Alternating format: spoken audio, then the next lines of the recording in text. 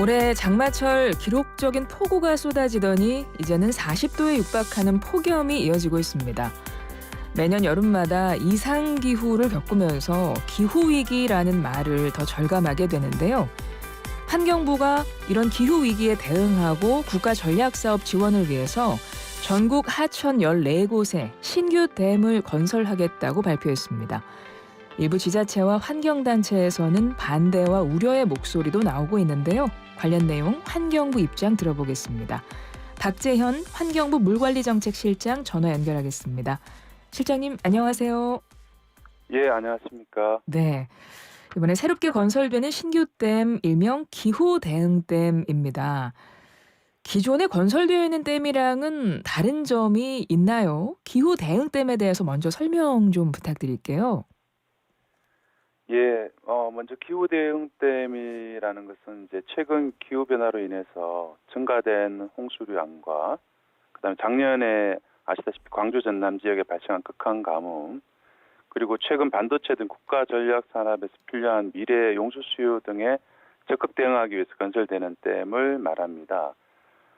기존 댐과의 차이점을 잠깐 말씀드리면 이번에 제시된 기후대응댐은 과거에는 댐 건설로 인해 지역 주민분들이 우려하는 사항들이 많았었는데 이런 것들을 최소화하기 위해서 댐 수물 지역 면적을 최소화하였고 특히 일반 주택 등의 수물을 최소화했습니다. 또 댐 건설 지역에 토지용 규제도 거의 하지 않는 것으로 하였습니다. 네. 모두 발표된 후보지가 14곳인데요. 어느 곳인지 좀 궁금하고요. 후보지로 선정된 기준이 따로 있을까요? 예, 후보지를 말씀드리면 한강권역부터 말씀드리겠습니다. 네네. 한강권역은 강원도 양구군 수입천 다목적댐 등 4곳이고요. 낙동강권역은 경북 예천군 용두천 홍수조절댐 등 6곳입니다. 금강은 충남 청량의 지천 다목적댐 1곳이고요. 영산강 및 섬진강권역은 전남 화순의 동북천 용수전용댐 등 3곳으로 총 14곳입니다. 선정 기준은 이제 해당 지역에 댐을 건설했을 때 홍수 방어 및 용수 공급 능력이 있는지와 또 댐 건설로 인한 수물 지역의 면적과 상수원 규제가 최소화될 수 있는지 여부, 그리고 댐 건설로 인한 환경적 영향 등을 종합적으로 검토하였습니다. 네.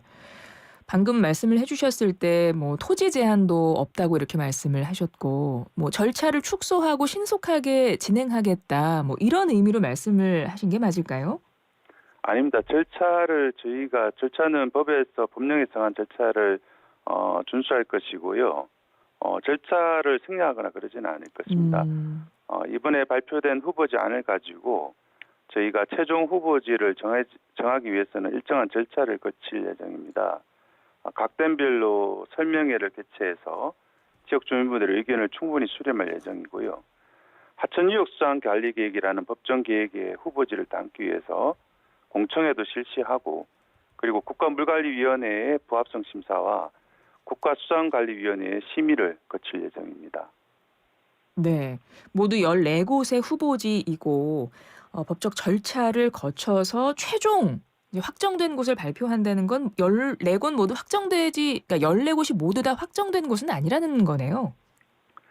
예, 후보지가 14곳보다 뭐 줄어들 수 있는 가능성도 있겠지만 네. 현재는 예단할 수는 없습니다. 그래서 그렇군요. 우선 지역 주민분들의 의견을 수렴해 봐야 할 것 같고요. 네. 지역에서 우려하는 사항들에 대해서 소통하면서 좀 이야기를 나눠봐야 할 것 같습니다. 법적 절차라든가 지역 호응에 따라서 최종 이제 후보지를 결정하신다는 말씀이고 그렇다면 빠르면 뭐 가장 빨리 착공되는 건 한 언제쯤일까요? 그것도 계획을 하고 계시죠? 정확하게 이제 주민분들의 의견을 들어보고 또 절차를 거쳐봐야 하기 때문에 정확하게 말씀드릴 수는 없지만 가장 빠른 댐의 경우에는 아마 2027년이면 일부 댐은 착공하지 않을까라고 예상하고 있습니다. 예. 그리고 한번 착공해도 뭐 한 10년 정도 걸리는 거 아닌가요? 예, 일반적으로 과거의 댐 건설을 보면 계획부터 완공까지는 평균적으로 10년 정도 소요되었습니다. 그렇습니다. 그러니까 굉장히 장기적인 목표를 수립해서 진행하시는 건데 이번에 보니까 후보지 14곳을 공개하고 나서 지역마다 찬성과 반대 입장이 나뉘고 있습니다. 특히 강원 양구나 충북 단양의 경우는 군수들이 공개적으로 반대 입장도 밝혔더라고요. 그래서 아무래도 강하게 반대하고 있는 지자체라든가 이런 곳들은 주민들의 동의도 이제 필요할 것 같은데 뭔가 설득하는 과정이 필요할 것 같습니다. 어떤 계획 갖고 계세요? 예, 이번 발표로 지역 주민분들께서 이제 궁금하신 점도 많으실 거고 또 네. 우려도 있으실 거라고 생각합니다. 저희가 이제 댐별로 지역 설명회를 통해 소상히 설명드릴 예정이고 앞서 말씀드린 바와 같이 저희가 20지역을 최소화하였고 또 상수원 규제 등도 하지 않는 사실들을 정확하게 설명을 드릴 예정입니다. 아울러서 이제 댐 건설 지역에 지원되는 각종 지원들을 잘 설명드릴 계획입니다. 예를 들어 댐 건설 기간 중에는 지역의 도로, 상하수도 등 기반 시설은 물론이고 복지관, 캠핑장 및 관광시설 등 지역이 원하는 시설을 설치해 줍니다. 또 댐 건설 후에도 중앙정부가 건설하는 댐은 전기료, 학자금, 난방요금 등을 지원하게 됩니다. 이 외에도 지역 주민이 참여하는 수상태양광 건설을 통해서 수익 배분 등의 사업도 적극 추진할 계획입니다. 이와 같은 댐 건설 지역 지원에 관한 예산을 과거에 비해 대폭 확대할 계획임을 말씀드립니다. 음. 일부 지자체를 비롯해서 사실 환경단체와 시민단체들에서도 반대의 목소리가 나오고 있는데요. 그 반대에서 주장하는 것들을 좀 제가 여쭤볼게요. 일단 환경단체에서는요. 이름부터 잘못된 거 아닌가. 그러니까 댐은 기후위기 대응이 될 수 없다. 이렇게 주장을 하고 있거든요. 이번에 기후위기 대응댐, 기후대응댐 이렇게 발표를 하셨는데 실질적으로 댐이 홍수 피해를 어느 정도 예방할 수 있나요? 예, 댐은 이제 댐 건설로 인해서 수물 등의 부정적인 영향이 있는 것은 사실입니다. 하지만 댐이 물 공급과 홍수 조절에 가장 효과적인 시설이라는 점은 많은 전문가들이 인정하는 사실일 겁니다. 예를 들어서 우리나라의 연간 내리는 비의 양이 약 1,300억 톤입니다. 이 중 우리가 사용하는 생활용수나 공업용수 등으로 사용하는 물의 양은 약 370억 톤이고요. 이 370억 톤 중에 200억 톤을 댐에서 공급하고 있습니다. 즉 우리가 생활 및 산업 그리고 농업에 사용하는 물의 54%를 댐에서 공급하고 있다는 말씀을 드립니다. 이제 아울러 또 댐은 큰 물구였습니다. 그래서 홍수 방어에 매우 중요한 역할을 합니다. 최근 발생하고 있는 극한호우는 기존 하천 제방으로만 감당할 수 있는 범위를 초과한 호우입니다. 따라서 하천 제방이 감당하지 못하는 초과 부분은 댐이라는 큰 물그릇이 담당해 주므로 극한호우로 인한 제방의 원류와 붕괴를 막아줄 수 있다고 생각합니다. 환경단체에서는 국가 물관리 기본계획과도 부합하지 않는다. 또 이런 부분도 지적을 했던데요. 그러니까 우리나라 최상위 물관리 계획인 국가 물관리 기본계획의 범위 내에서 수립돼야 되는데 그 법적 절차적 어떤 근거가 없다는 지적인 것 같아요. 그러니까 뭐 그 계획에 보면 2030년 최대 가뭄 기준 물 부족량을 연간 660만 톤 정도로 제시했는데 지금 14개 댐으로 확보하겠다는 수자원이 2.5억 톤. 그래서 차이가 너무 난다. 뭐 이런 주장인 것 같거든요. 어떻게 보세요? 예, 과거 수립된 국가 물관리 기본 계획이 현재 우리가 겪고 있는 실제 벌어지고 있는 극한 가뭄과 물 부족을 볼 때 상당히 괴리감이 있다고 생각합니다. 예를 들어서 국가 물관리 기본 계획에서는 광주 전남 지역에 장래 물 부족이 거의 없는 것으로 예측되어 있습니다만 불과 작년 2023년에 봄에 광주 전남 지역은 극심한 가뭄으로 생활용수 부족은 물론 여수광양 국가산업단지가 물 부족으로 공장 가동을 멈출 수 있다는 위기감까지 있었습니다. 아울러 국가 물관리 기본 계획은 현재 용인에 건설되거나 건설될 예정인 반도체 공장의 물 수요 등 장래 물 수요의 증가를 담고 있지 못합니다. 예를 들어 용인에 건설될 예정인 삼성 반도체 공장에 필요한 물의 양만 해도 대구 시민 전체가 사용하는 물의 양과 같습니다. 음. 홍수 피해 예방을 위해서 댐을 건설할 게 아니라 뭐 제방을 더 철저히 관리해야 한다 이런 주장도 있거든요. 이건 어떻게 보세요? 예, 물론 기존에 있는 제방을 잘 관리하는 것도 중요합니다. 하지만 기후 변화로 인한 극한호우는 앞서 말씀드린 바와 같이 기존 제방이 감당할 수 있는 한계를 초과해서 제방의 원료나 붕괴를 발생시킵니다. 따라서 제방의 한계를 초과하는 부분은 댐이라는 물그릇을 활용해서 홍수를 절유하는 것이 필요합니다. 물론 제방을 높이는 것도 방법이지만 이 경우에는 하천을 따라 상류에서 하류까지 수십 킬로미터의 제방을 모두 높여야 합니다. 도시 구간의 경우에는 아시다시피 이미 하천변에 주거지나 상업지역이 발달해 있어서 제방을 높이거나 하천폭을 높이는 것이 불가능하거나 효율적이지 않습니다. 음. 예. 이번에 댐 규모가 가장 큰 곳이 강원 양구군입니다. 그러다 보니까 앞서도 말씀드렸지만 여기는 군수들도 공개적으로 반대 입장을 했고 주민들도 오히려 3만 평 이상의 농지와 건물이 수몰 위기에 놓인다. 이게 백지화 요구하고 있는데요. 앞서 수몰 지역을 최소화하겠다는 계획은 말씀은 해주셨는데 수몰 위기에 대한 우려는 그럼에도 불구하고 좀 상당히 커 보이거든요. 어떨까요? 예, 앞으로 저희가 양구군과 또 지역 주민분들과 계속 소통해 나갈 계획이고요. 수물과 관련해서 조금 말씀드리면 예. 이번에 저희가 제시한 양구 수입천 댐은 저희가 수물을 최소화하기 위해서 과거에 이 지역에 검토된 댐보다 댐의 총 저수 용량을 줄였습니다. 그리고 댐의 위치 또한 하천의 상류로 옮겼기 때문에 민가가 전혀 수물되지 않도록 하였습니다. 참고로 이 수입천 댐은 위치가 최전방인 민간인 통제구역과 남방 한계선 사이에 위치하게 됩니다. 이 환경 영향에 대한 부분도 걱정하는 목소리가 좀 큰 것 같습니다. 댐 건설로 인해서 발생할 수 있는 이 환경 영향에 대해서는 어떤 대책을 갖고 계실까요? 예, 저희는 이제 댐 계획이나 설계 단계부터 댐으로 인한 환경 영향이 최소화되는 방안을 검토할 계획입니다. 이를 통해서 댐 건설로 인한 환경 생태 변화 가능성을 최소화하도록 하고 환경 친화적 댐을 건설할 계획입니다.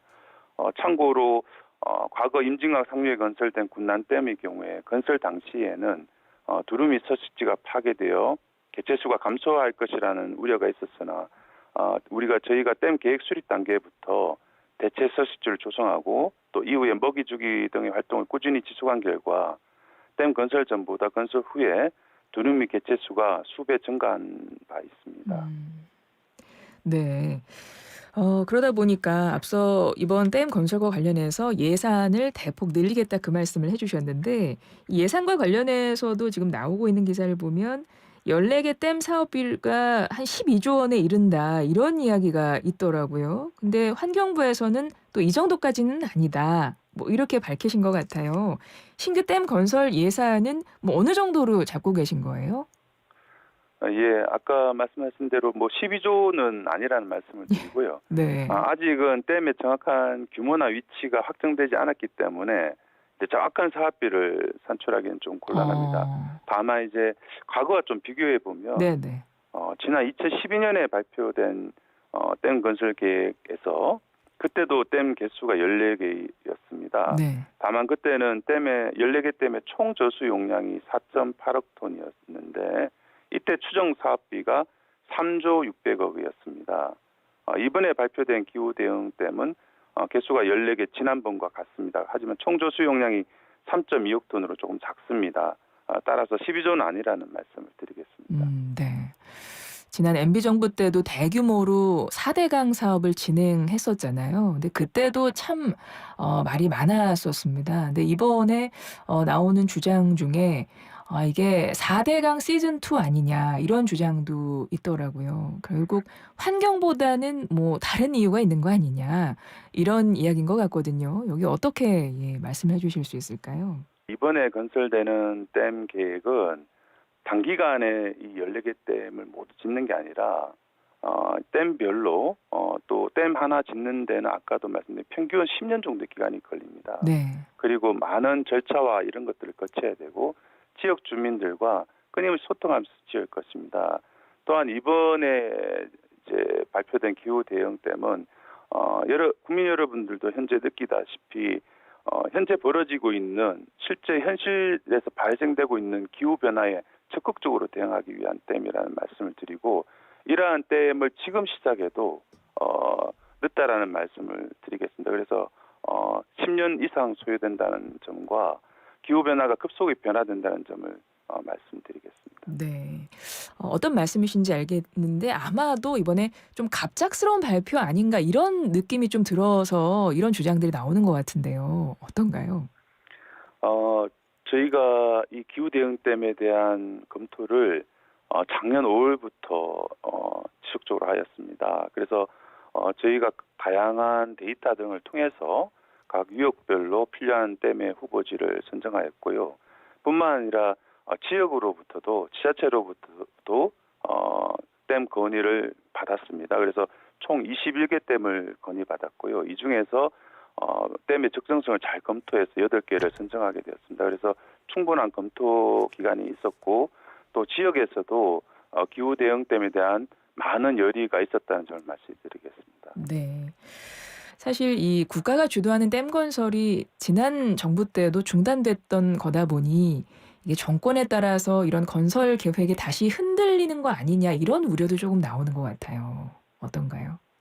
예, 기후 변화에 대한 대응은 정부를 떠나서 꼭 해야 되는 일들이라 생각합니다. 그래서 물론 지역에 따라서 찬성과 반대가 있을 거고 또 어떤 댐은 지역의 찬성을 통해서 조금 빨리 진행될 수도 있고 어떤 댐은 지역과의 소통에 많은 시간이 걸릴 수도 있을 것입니다. 하지만 기후 변화에 대한 대응을 지금 시작해야 된다는 점에 대해서는 많은 분들이 동의하실 것이라고 생각합니다. 예, 알겠습니다. 그럼 끝으로 이번 신규 기후 대응댐 건설에 좀 궁금증도 많고 뭐 일부 우려하고 계신 분들도 많으실 텐데 당부하고 싶은 말씀이 있으시거나 하시고 싶은 말씀 한 말씀 끝으로 부탁드릴게요. 예, 극한홍수와 가뭄으로부터 이제 국민의 안전과 생명을 지키고 또 반도체 등 국가 전략 산업을 뒷받침하기 위해서는 기후 대응댐 건설이 꼭 필요하다고 말씀을 드리겠습니다.